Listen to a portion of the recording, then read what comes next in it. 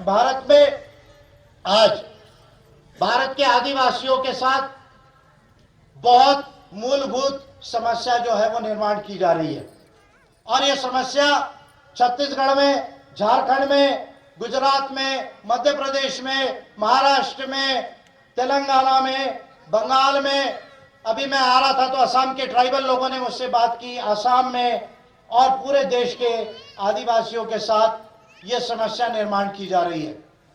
क्या देश के अंदर समस्या है और इसका समाधान कैसे आएगा, पर्टिकुलरली इंडिजिनियस पीपल और ट्राइबल के कंटेक्स्ट में मैं बोलना चाह रहा हूं। भारत के अंदर आज एक बहुत बड़ा षड्यंत्र चल रहा है। क्या वो षड्यंत्र है? षड्यंत्र है आदिवासी को गैर आदिवासी बनाने का। मेरी बात को आप गंभीरता से ध्यान लेंगे।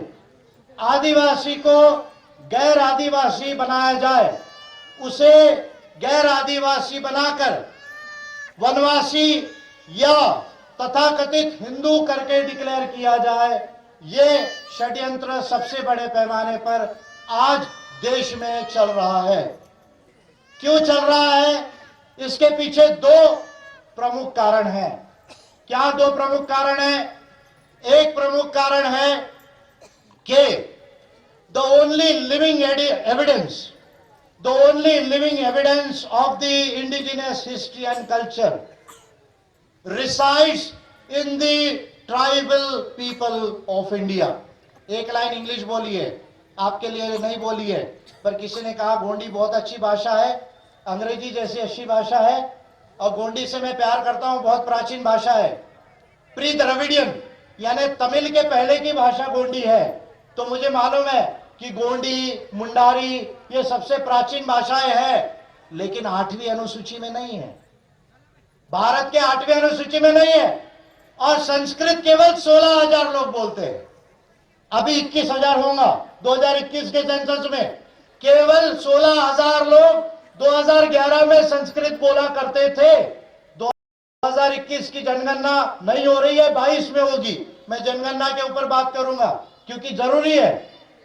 तो शायद 21-22 हजार लोग होंगे संस्कृत 8वीं अनुसूची में, मैथिली 8वीं अनुसूची में है, सिंधी 8वीं अनुसूची में है।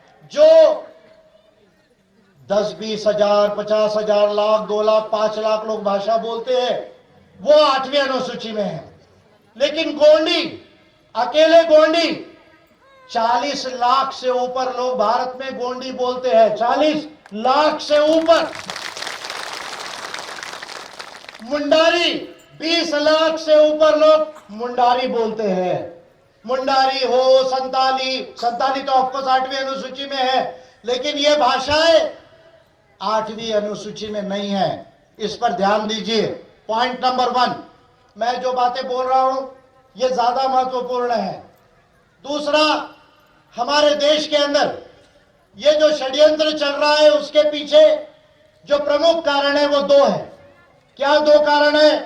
एक, भारत के अंदर सिंधु सभ्यता से पहले, मैं 2,500 साल की बात नहीं कर रहा हूं, मैं 3,500 साल की बात नहीं कर रहा हूं, मैं 5,000 साल पहले के, उसके पहले की बात कर रहा हूं। इंडियन हिस्ट्री में भारत के अंदर सिंधु सभ्यता, मोहनजोदारो, हड़प्पा की सभ्यता के पहले से लेकर आज तक भारत में महान मानवतावादी, प्रकृतिवादी, विज्ञानवादी सभ्यता थी। इसका कहीं जीवित प्रमाण है तो वो जीवित प्रमाण आप बैठे हुए हैं इस देश के आदिवासी। You are the living evidence of this anthropology, history and culture। Bharat के अंदर ब्राह्मणिकल लोग ये चाहते हैं कि इस हिस्ट्री को मिटाया जाए। Point number 1।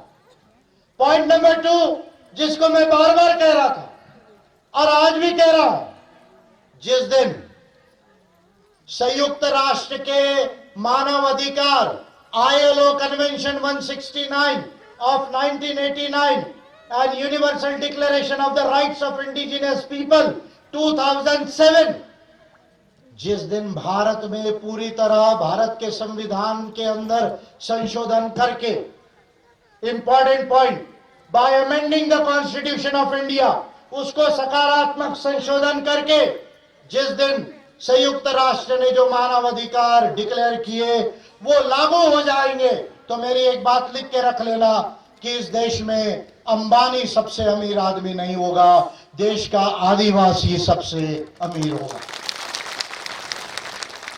क्यों आदिवासी सबसे अमीर होगा? क्योंकि भारत की जितनी खनिज संपदा है, लोहा है, एल्यूमिनियम है, टंगस्टन है, क्रोमाइट है, यूरेनियम है, थोरियम है, प्लूटोनियम है, ये सारा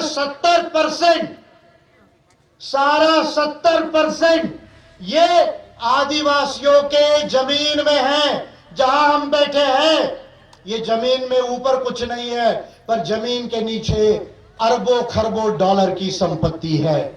ये बात हमको समझने की जरूरत है। अब आप देखिए हमारे जो पुरखे थे वो कितने समझदार थे। आप देखिए जहां जहां भारत में आदिवासी है वहां वहां आपको खनिज संपदा मिलेगी, वहां आपको वन संपदा मिलेगी, वहां आपको जल संपदा मिलेगी, वहां तमाम तरह की संपदा मिलेगी। देश में पहले कांग्रेस और अब बीजेपी, दोनों बोल रहा हूं, रमन सिंह सरकार चाहते हैं कि आदिवासियों की जमीन के परमिशन का जो रूल है उसको रिलैक्स किया जाए। मैं इस पर बाद में कभी बात करूंगा अध्ययन करके। अभी आया हूं कोरोना लॉकडाउन से। कोरोना लॉकडाउन अभी खत्म हुआ है, इसके बाद कोरोना भागेगा। बिहार चुनाव में कोरोना भाग रहा है, उसके बाद हम छत्तीसगढ़ में जंगलों से तो पहले ही कोरोना था नहीं, बाद में तब तक दवाई वैक्सीन भी आ जाएगी और उसके बाद मोदी को भगाने का काम हमको देश के अंदर में करना है।